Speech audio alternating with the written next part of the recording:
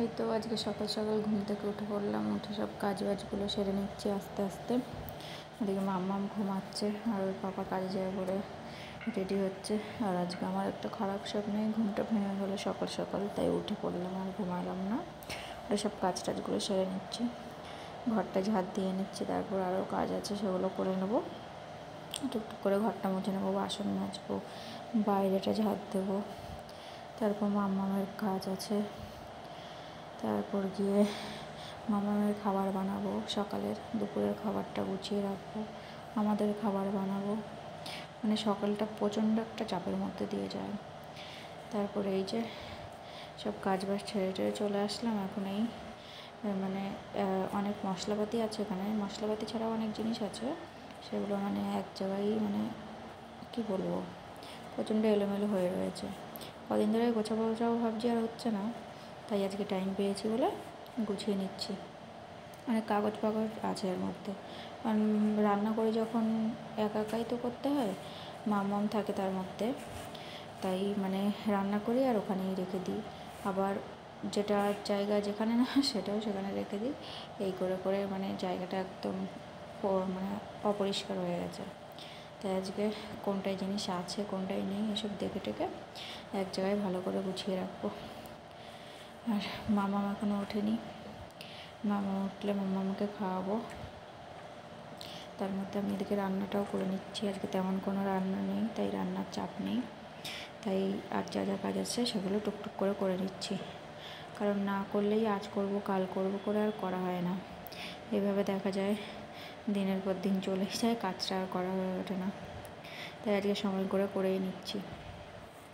আর মাম্মা উঠে গেলে তো কোনো কাজই হয় না, যা করতে যাব নিয়ে টানাটানি করবে, এটা নিয়ে মুখে দেবে ওটা নিয়ে মুখে দেবে, ও যেটা পায় সেটাই মুখে দেয়। হাত দিয়ে তুলতে না পারলে ডাইরেক্ট মুখ দিয়ে নিয়ে নেবে মুখে। বাচ্চা একটু দেখে শুনে রাখতে হবে, ওরা এখন যা পাবে তাই ওরকমই করবে, তাই একটু দেখে শুনেই রাখতে হবে।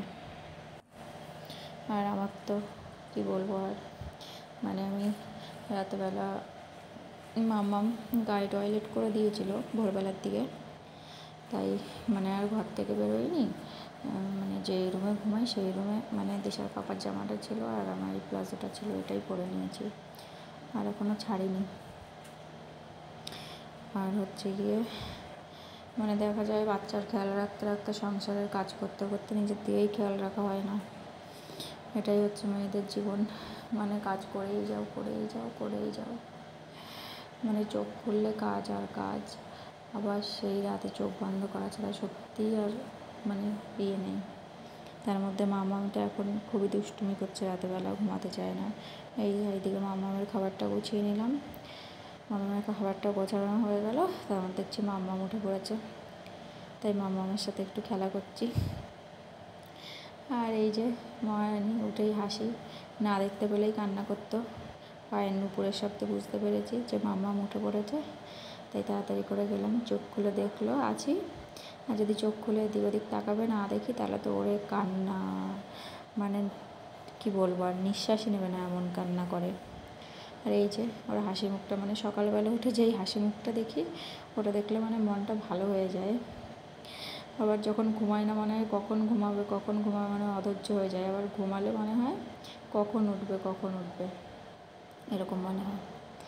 আর এই যে মাম্মামকে সকালে ওর খাবার খাইয়ে দাইয়ে আমি চা বিস্কুট নিয়ে বসেছিলাম, মাম্মামকে একটা বিস্কুট দিয়েছি হাতে, অল্প অল্প করে খাচ্ছে। ও বাবা, নিয়ে নিলে যে কি কান্না, দেখো তোমরাই কি করে পাগলিটা, মানে আমার নিজেরই হাসি পায় দেখলে এমন এমন কাণ্ড করে। এই যে বিস্কুটটা হাত থেকে নিয়ে নিলাম বলে আবার কান্নাও করছে। আর হচ্ছে গিয়ে আজকে মানে তেমন কোনো চাপ নেই বলে আমিও নিশ্চিন্ত আছি, রান্নাবান্নার দিকে চাপ নেই। আজকে মামামের সাথে সময় কাটাবো। অন্যান্য দিনও দেখা যায় মামামের সাথে সময় কাটাই, কিন্তু হচ্ছে গিয়ে ওই যে কাজের চাপে চাপে কাজ করতে করতে ও ধরো একটু বেশি দুষ্টুমি করছে, তার মধ্যে রেগেও যাই। যাই হোক, এটাই এইভাবেই হবে, আর কি করা যাবে।